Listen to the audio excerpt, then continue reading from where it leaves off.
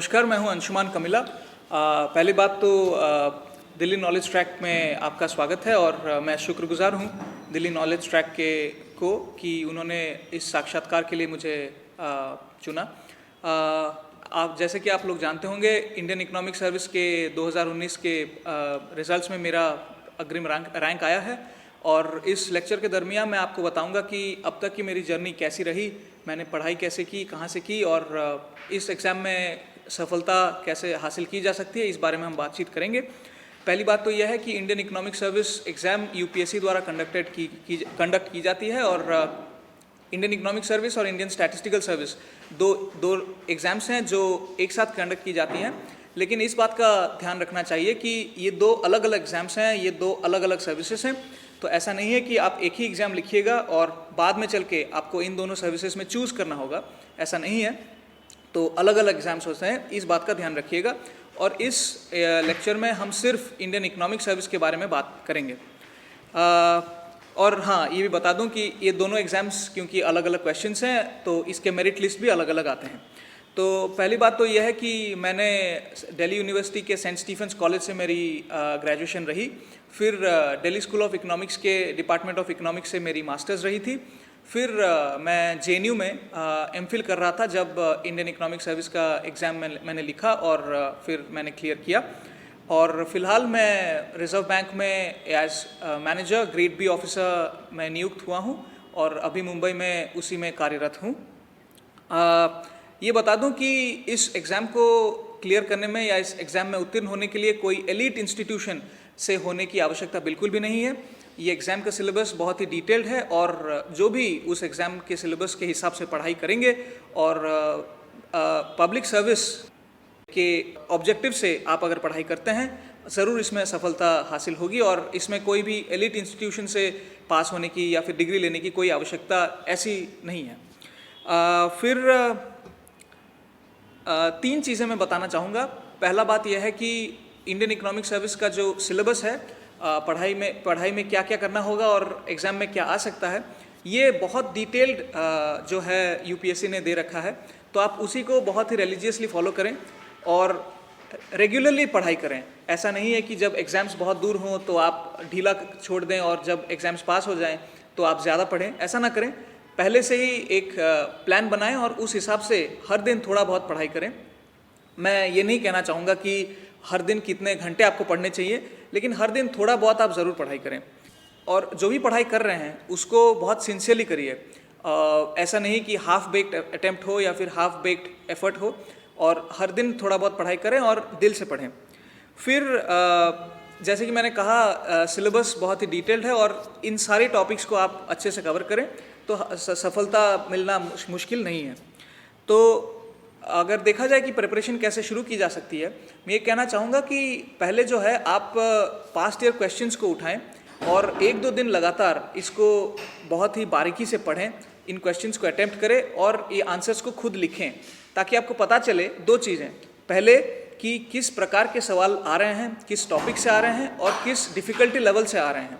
दूसरा ये कि आपका प्रिपरेशन उस हिसाब से कितना है, या फिर आपको क्या ज़्यादा पढ़ने की आवश्यकता है, किस चीज़ को आप मान सकते हैं कि हाँ हम ये कर पाएंगे और किस चीज़ को आपको और ज़्यादा पढ़ने की आवश्यकता होगी।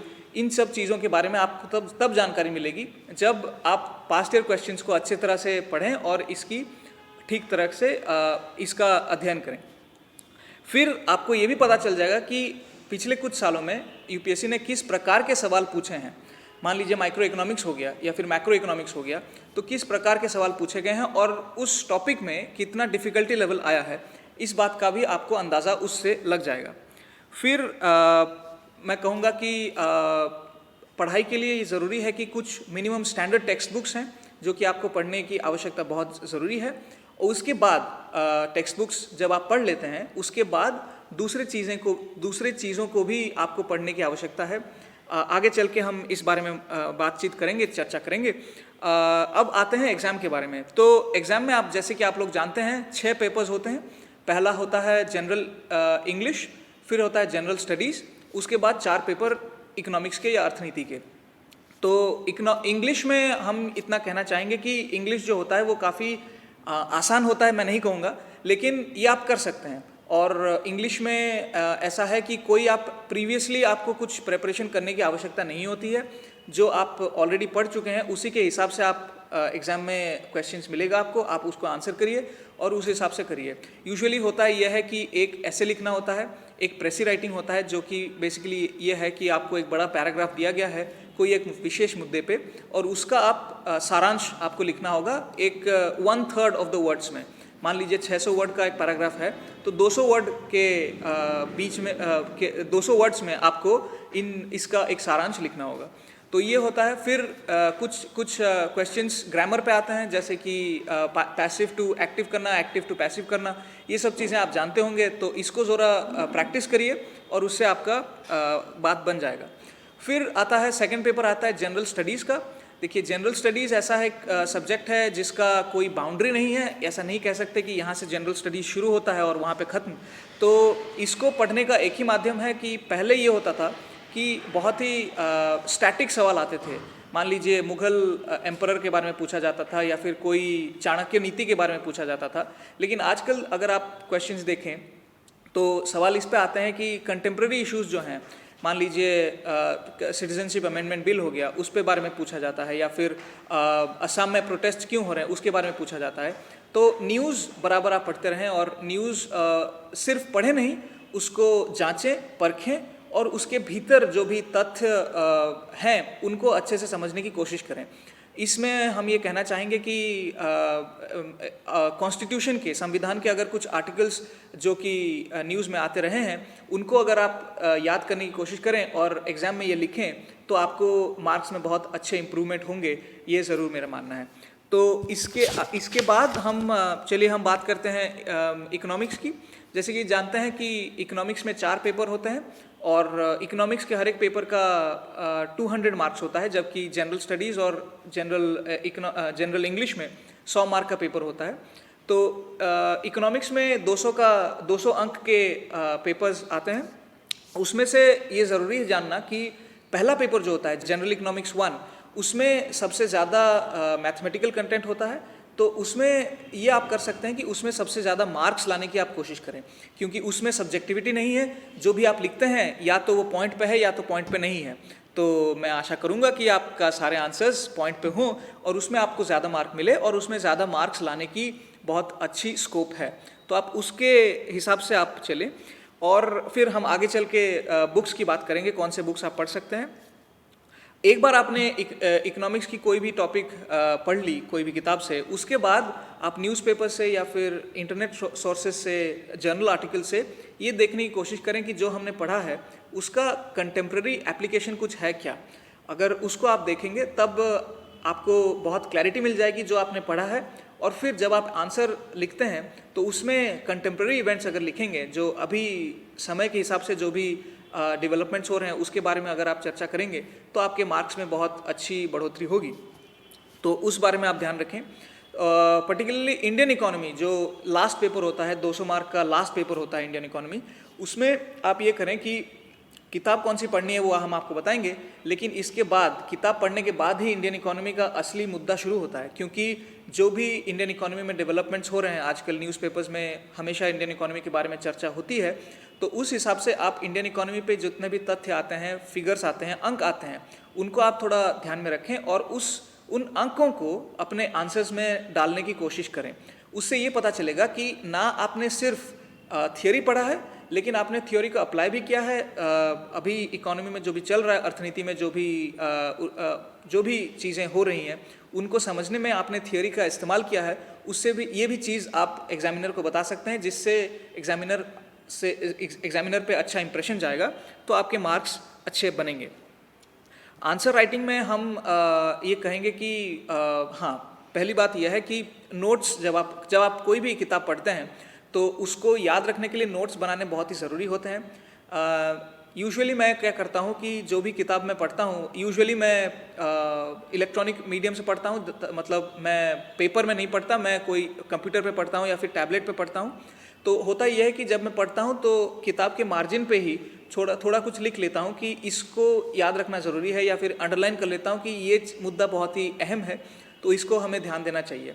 तो वो आप पे डिपेंड करता है कि जब आप ऐसा करते हैं तो इससे ये होता है कि जब आप रिवीजन करते हैं एग्ज़ाम से जस्ट पहले, तो आपको उन्हीं चीज़ों पे फोकस करने की आवश्यकता है जो आपने अंडरलाइन की हो या फिर जिसकी आपने टिप्पणी खुद अपने हाथों से की हो। तो ये अगर आप करेंगे तो मुझे लगता है आपको रिवीजन करने में बहुत आसानी होगी और एग्ज़ाम से जस्ट पहले आपको ये पता चल जाएगा कि क्या एग्जैक्टली आपको पढ़ना है। और अगर कोई चीज़ आपने पढ़ी, मान लीजिए आपने हैरड डोमार की मॉडल पढ़ी थी, बहुत पहले पढ़ी थी, और उसके नोट्स में आपने ये सब चीज़ें देखी, एस सी जो भी है पढ़ा आपने, फिर आपको याद होता है अरे हम तो भूल गए एस और सी था क्या, तो आप एकदम से वहाँ पे जाके आप उसको पढ़ लें। तो अपने हाथों से टिप्पणी ज़रूर करें। और मैंने तो हमेशा किताब के मार्जिन पे की थी, वो आप पे डिपेंड करता है कि आप अलग से करना चाहते हैं या फिर किताब के मार्जिन पे करें। पर ये ज़रूर कहना चाहूँगा कि नोट्स बनाने से लास्ट मिनट रिवीजन बहुत ही आसान हो जाता है, तो नोट्स ज़रूर बनाएं। फिर चलते हैं, बात करते हैं आंसर राइटिंग की। आंसर राइटिंग में दो चीज़ें कहूँगा कि पहले जो है आंसर में पहले से ही आप कोई भी अपना आर्ग्यूमेंट पहले से ही ना बोल दें, क्योंकि होता यूँ है कि जो भी इंसान आपको परखने की कोशिश करता है वो फर्स्ट 2 या 3 सेंटेंसेस से ही आपको जानने की कोशिश करता है, और एक बार अगर उसने ये अंदाज़ा लगा लिया तो आप चाहे उसके बाद कुछ भी बोलें तो उसका नज़रिया बदलना काफ़ी मुश्किल हो जाता है। तो मैं आपको ये सलाह दूंगा कि आप जब आंसर लिखते हैं बराबर आप एक तीन पैराग्राफ्स बना के लिखें। 3 पैराग्राफ्स हों या फिर 3 भाग हों जिसको आप किसी भी तरह ऑर्गेनाइज करके लिख सकते हैं, लेकिन पहले इंट्रोडक्शन दें। उसमें इंट्रोडक्शन में एक जनरल इंट्रोडक्शन दें कि इस थियोरी को अप्लाई करते हुए हम इस चीज़ को समझ सकते हैं, या फिर आजकल के समय में ये मुद्दा अहम हुआ है क्योंकि ये हुआ है। तो इस प्रकार का आप इंट्रोडक्शन दें, और उसके बाद सेकेंड पैराग्राफ में आप अपनी जो भी भावनाएं हैं उसको व्यक्त करें। पहले ही पैराग्राफ में अपनी भावनाएं व्यक्त ना करें, क्योंकि जैसे कि मैंने कहा उससे एग्जामिनर एकदम से आपके बारे में एक अंदाज़ा लगा लेते हैं, जिसके वजह से आपको फ़ायदा हो सकता है लेकिन नुकसान होने के भी काफ़ी चांसेस हैं। तो आप इसको अवॉइड करें। और हर एक आंसर के बाद एक कंक्लूजन होना चाहिए, नहीं तो आंसर आधा अधूरा रह जाता है। कोई भी इंसान को आधा अधूरा चीज़ अच्छा नहीं लगता, तो एक कंक्लूजन भी दें ताकि सबके लिए अच्छा हो। फिर मैं कहूँगा कि हर चीज़ में जितना भी हो सके आप एग्जाम्पल साइट करें। उदाहरण से हमेशा कोई भी आप थियोरी बोल रहे हैं, अगर उदाहरण देते हैं तो एग्जामिनर के भी समझ में आता है कि हाँ इस विद्यार्थी ने इसको अच्छे से पढ़ा है और इसके ना ही फंडामेंटल्स क्लियर हैं लेकिन इसने फंडामेंटल्स को अप्लाई भी किया है और उस हिसाब से उसने उदाहरण भी दिए हैं, तो इसमें भी आपका काफ़ी फ़ायदा हो सकता है, आपके मार्क्स काफ़ी ऊपर उठ सकते हैं। तो ये ज़रूर आप इसको ज़रूर करें कि उदाहरण हमेशा दें, और जितना हो सके आप उसमें फिगर्स दें, क्योंकि इंडियन इकोनॉमिक्स में अंकों की बहुत ही अहम भूमिका रही है, हमेशा रहेगी। तो जितने आप फिगर्स कोट करेंगे उतना आपके लिए अच्छा है और आपके सर्विस के लिए भी उतना अच्छा है, क्योंकि फिर पता चलेगा कि हाँ एक मतलब आप एक इकोनॉमिस्ट हैं तो आप फिगर्स के साथ खेलना जानते हैं। खेलना मतलब बुरा मत मानिएगा, लेकिन खेलना, उसको प्रयोग करना को भी खेलना कहते हैं। तो उस हिसाब से आप फिगर्स को कोट कर सकते हैं, प्रयोग कर सकते हैं। तो ये संदेशा देना वो काफ़ी ज़रूरी है मेरे ख्याल में। फिर अगर चलते हैं तो अंडरलाइन अगर हो सके, टाइम की किल्लत हमेशा रहती है और समय को अच्छे तरीके से मैनेज करना मुश्किल है, पर अगर हो सके तो अंडरलाइन ज़रूर कीजिए, ताकि आप जो अहम मुद्दे आपने अपने आंसर्स में चर्चा की हैं आपने, तो उस पर एग्जामिनर का फोकस जाए और वो उस पॉइंट्स को लेके ही आपको मार्क दें। तो उसके लिए ज़रूरी है कि आप अंडरलाइन करें अपने आंसर्स को, तो ये ज़रूर या ध्यान रखिए। बाकी आंसर राइटिंग में हैंड राइटिंग लेजिबल होना मैं फिर से दोहराऊंगा नहीं, क्योंकि आपको पता है कि जब कोई भी एग्जामिनर आंसर्स देखते हैं, चेक करते हैं, तो उनके पास कई सारे कॉपीज़ आते हैं जिनको उन्हें चेक करना है। तो जितना आप उनके लिए आपकी कॉपी आसान बनाएंगे चेक करना, उतने आसानी से वो आपको मार्क दे सकेंगे। तो उनके हिसाब से और आपके अपने हित में आप ये करें कि हैंडराइटिंग को अच्छे करें। हम समझते हैं कि हैंडराइटिंग अच्छा करना इस स्टेज पे थोड़ा मुश्किल है, लेकिन असंभव भी नहीं है। तो थोड़ा इस पे ध्यान दें और हैंडराइटिंग को लेजिबल रखें।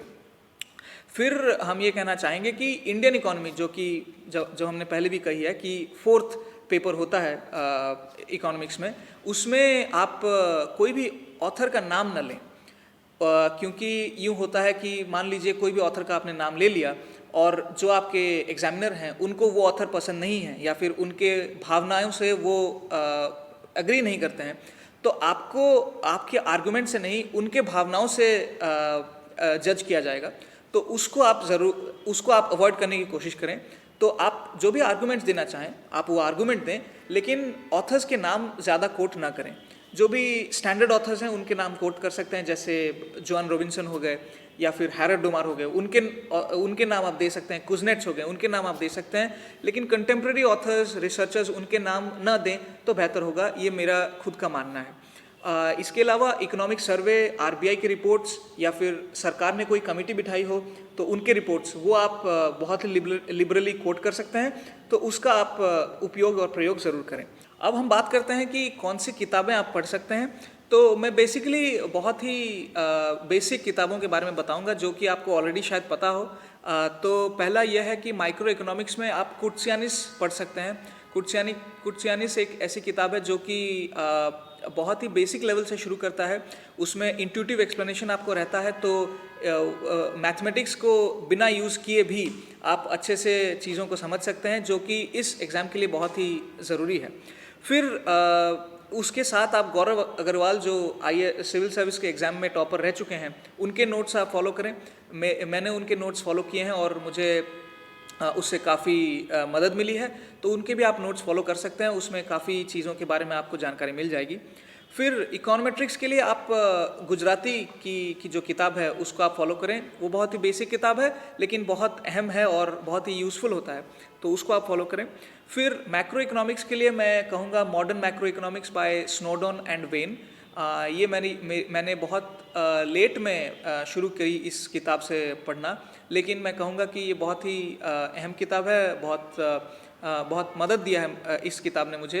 हर एक क्लासिकल हो, कीनियन हो, न्यू कीनियन हो या फिर फ्रीडमन के जो विचार हैं उन पे अगर आप पढ़ना चाहें तो इस किताब में बहुत ही अच्छी तरीके से बारीकी से इन चीज़ों की जांच की गई है, तो इससे आपको काफ़ी मदद मिलेगी। इसके अलावा इग्नू के नोट्स आप पढ़ सकते हैं, पर्टिकुलरली डेवलपमेंट इकोनॉमिक्स के लिए। फिर थिलवॉल की जो डेवलपमेंट इकोनॉमिक्स की किताब है तो उसको भी आप पढ़ें। सारी किताबें को पूरी तरह page to page, cover to cover पढ़ने की आवश्यकता नहीं है, बहुत ही सिलेक्टिवली पढ़ें और एक एक टॉपिक उठा के पढ़ें।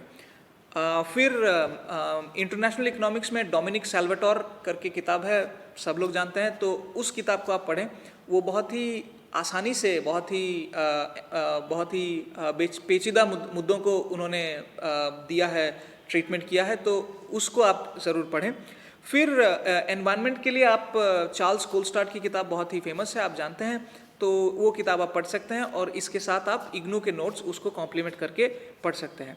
फिर इंडियन इकोनॉमी के लिए हम कहेंगे कि उमा कपिला की जो किताब है इंडियन इकोनॉमी सिंस इंडिपेंडेंस, उसको आप पढ़ें और उसके बाद न्यूज़पेपर्स, जर्नल आर्टिकल से तथ्य और अंक उसमें जोड़ें और उसको कॉम्प्लीमेंट करते रहें।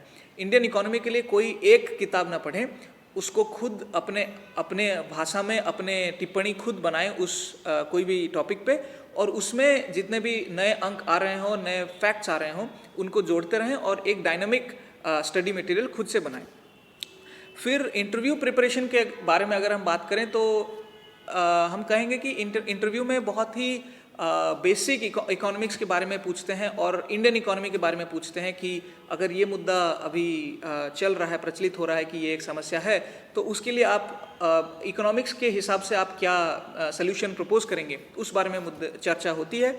और इंटरव्यू में बिना डरे आप जाएं, क्योंकि मैंने देखा है, मैंने 2 इंटरव्यूज़ दिए हैं और हर एक इंटरव्यू में उन्होंने काफ़ी कोऑपरेट किया है।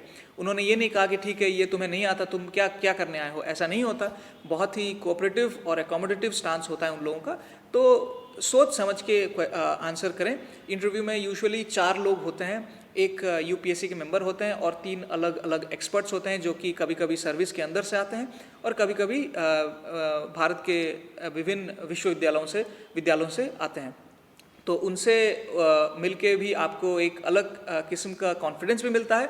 तो आप बिना डरे इंटरव्यू में जाएं। और इंटरव्यू प्रिपरेशन में आप अभी के जो मुद्दे हैं तो उन पे अच्छे से पढ़ाई करें और उन पे खुद का एक नज़रिया बनाने की कोशिश करें। तो ये कहते हुए मैं समाप्त करूँगा। आप सबको इस एग्ज़ाम के लिए मैं बहुत मैं प्रोत्साहन देना चाहूँगा। देखिए, इस ये एग्ज़ाम बहुत ही एक एलीट सर्विस के लिए एग्ज़ाम दे रहे हैं, तो इसमें असफलता मिलना ज़्यादा कठिन नहीं है। लेकिन ज़िंदगी के इस समंदर में असफलताओं की लहरें तो आती रहेंगी। तो मैं ये कहूँगा कि लहरों से डर के नौका पार नहीं होती और कोशिश करने वालों की कभी हार नहीं होती। असफलता एक चैलेंज है, उसको स्वीकार करें और क्या कमी रह गई उसको सुधार करें। तो मैं आप सबको बहुत ही सक्सेसफुल करियर विश करते हुए विदा लेता हूँ। धन्यवाद, नमस्कार।